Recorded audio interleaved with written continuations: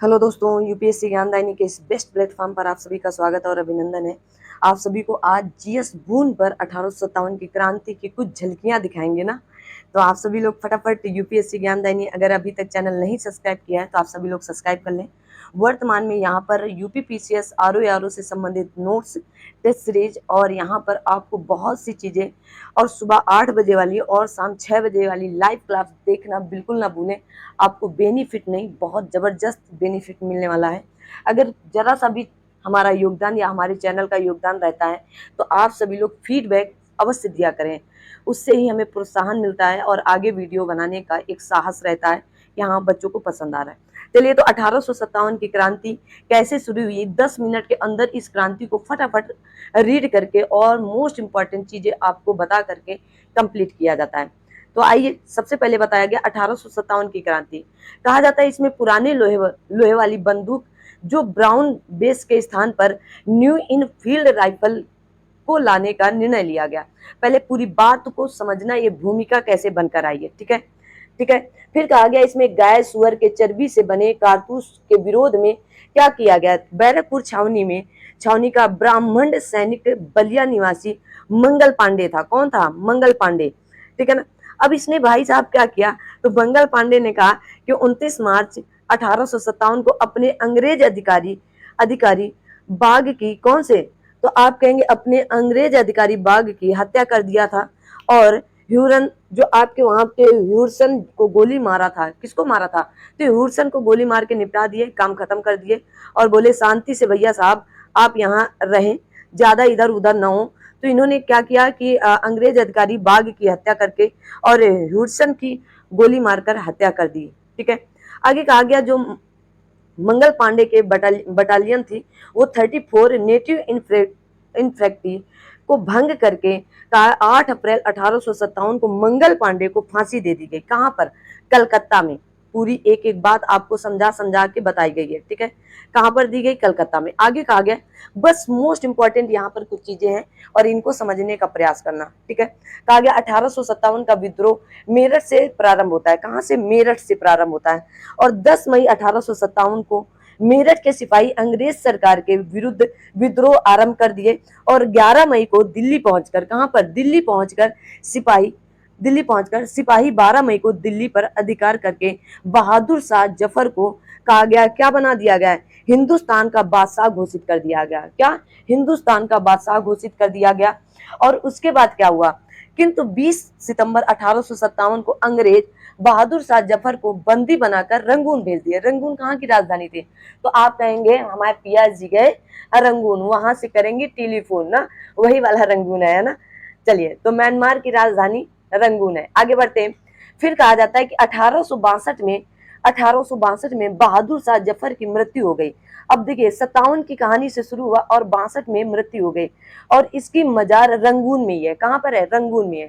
ठीक है, मजार पर क्या लिखा गया है तो थोड़ा सा जान ले। कहा गया बहादुर शाह जफर इतना बदनसीब था कि इसे अपनी मातृभूमि पर 2 गज जमीन नसीब नहीं हो पाई। ठीक है, याद रखना, ये कभी कभी चिपका दिया जाता है कि कहाँ ये बात किसके लिए है। ठीक है ना, तो आपके बहादुर शाह जफर के लिए थी। ठीक है, आगे बढ़ते हैं।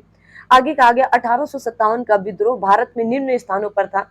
देखिएगा, सबसे पहले जब 1857 की क्रांति हुई ना तो लोग अपने लिए, अपने अपने लिए लड़ रहे थे। कोई दत्तक पुत्र के लिए, कोई फलाना के लिए, कोई ढिमका के लिए, कोई संगठन या कोई संयुक्त रूप से नहीं लड़ना चाह रहा। सब अपने स्वार्थ के लिए लड़ रहे थे। कहते हैं ना, अगर आप अपने घर में संयुक्त परिवार में रहते हैं तो बड़ी ताकत रहती है, लेकिन वही एकल परिवार या सिंगल परिवार हो जाता है तो भैया अपना अपना देखेंगे ना। आइए, अब उसी की बात की जाती है। तो यहाँ पर विद्रोह स्थान कौन सा था और भारतीय नेतृत्वकर्ता कौन से थे और अंग्रेज दमनकर्ता कौन से थे, आपको सब का सब याद करना है। और ये बहुत ज्यादा नहीं है, 9-10 आप चिपका लेंगे ना तो बहुत इत्मीनान से यहीं से प्रश्न बन जाता है।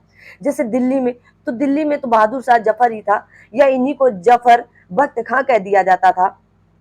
यहाँ के अंग्रेज दमनकर्ता कौन थे तो आप कहेंगे निकलसन या हडसन। दूसरे कौन थे? हडसन थे। कानपुर में नाना साहब या तात्या टोपे जी थे। ठीक है ना, तो ये क्या थे? भारतीय नेतृत्वकर्ता थे। और इनको दबाया किसने? तो कैंपवेल ने। लखनऊ में बेगम हजरत महल थी। अभी इनकी एक एक बात बताएंगे। बेगम हजरत महल थी और इन्हें भी अंग्रेज दमनकर्ता कौन था? तो कैंपबेल था। झांसी में आप सभी लोगों को पता है लक्ष्मीबाई और तात्या टोपे साथ में किए थे, और हीरोज ने लक्ष्मीबाई को कुछ बोला भी था, हीरोज, वो भी आगे बताते हैं। फतेहपुर में हमारा अपने आप फतेहपुर है, तो अजीमुल्ला जी थे, और यहाँ पर कौन थे? तो आप कहेंगे जनरल रेनार्ड साहब यहाँ के अंग्रेज दमन करता थे। फैजाबाद कहा गया मौलवी अहमद उल्ला जी थे, और यहाँ के भी रेनार्ड जी थे। कौन थे? रेनार्ड थे। बरेली मोस्ट इंपॉर्टेंट है, इस बार आपके यूपी पीसीएस में यहाँ से प्रश्न आया था। बरेली में खान बहादुर खान, कौन थे? खान बहादुर खान। और अंग्रेज दमन करता कौन था? तो आप कहेंगे विसेंट आयर था। कौन था? विसेंट आयर। इलाहाबाद में लियाकत अली जी थे। कौन थे? लियाकत अली जी। दमन करता जनरल नील थे।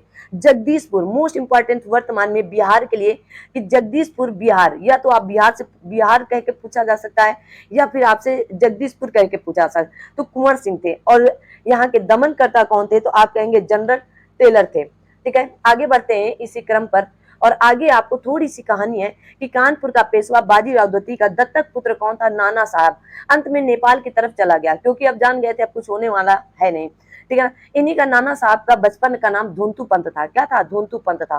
कहा जाता है अवध के अंतिम नवाब वाजिद अली शाह को अंग्रेज बंदी बनाकर कलकत्ता भेंट किए थे। ठीक है ना, याद रखना, ये मोस्ट इंपॉर्टेंट आपका पॉइंट बनता है। अगला कहा गया बेगम हजरत महल अपने 4 वर्षीय पुत्र विरजिस कादिर को नवाब की गद्दी पर बैठाकर प्रशासन का काम स्वयं देखने लगी, किंतु अंत में बेगम हजरत महल जी को क्या किया गया?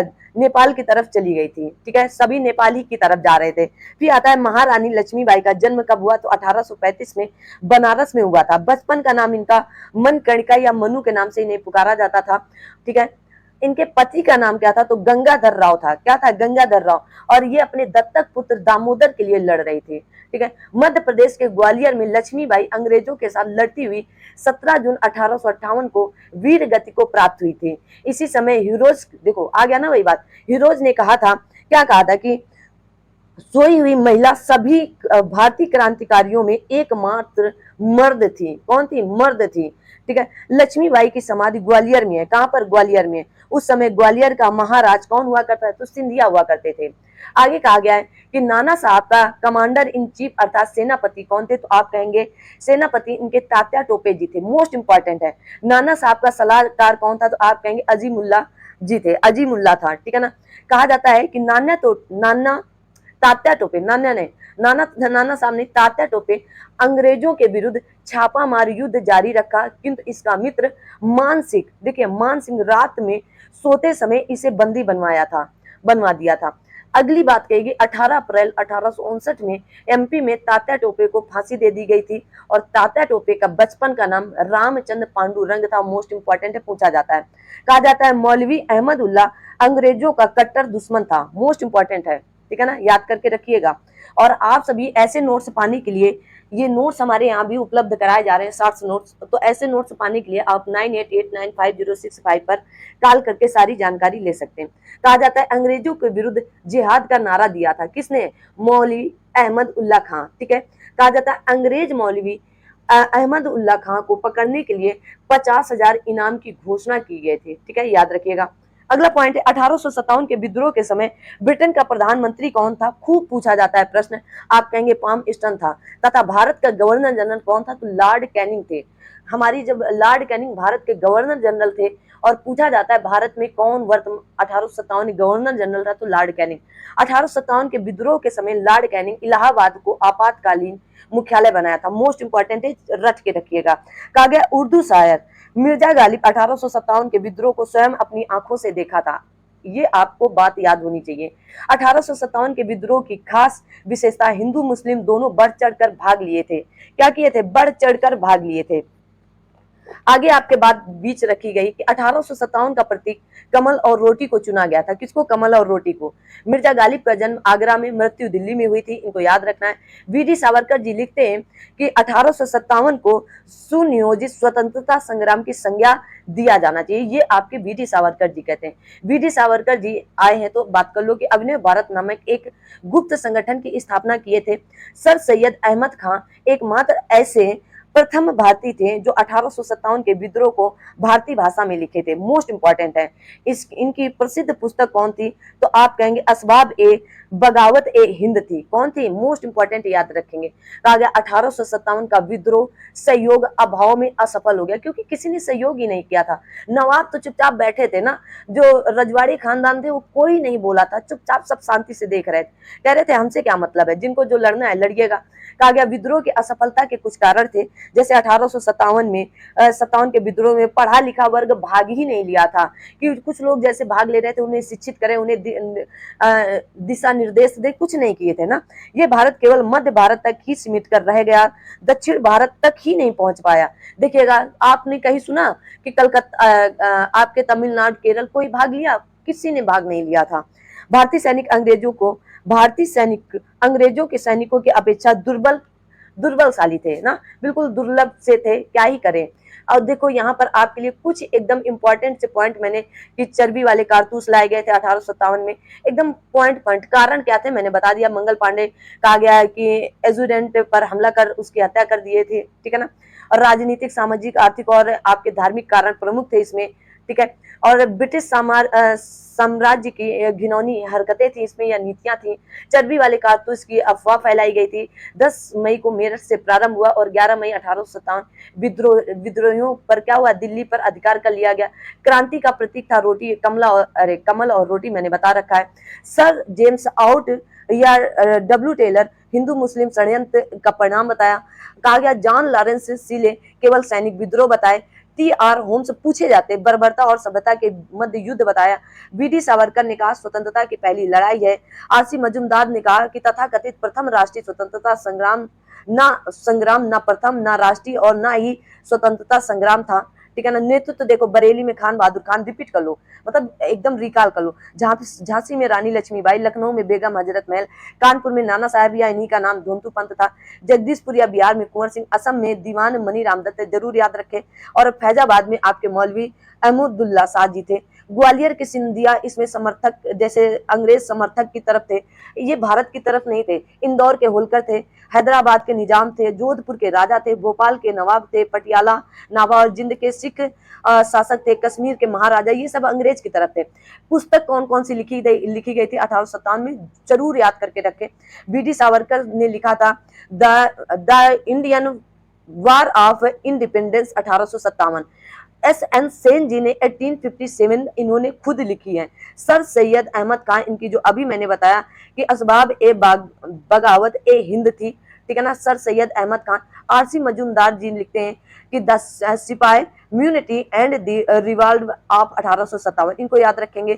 इसमें जैसे परिणाम कैसे कैसे आए तो आप देख सकते हैं। भारतीय रजवाड़ों के प्रति विजय और विलय की नीति का परित्याग किया गया।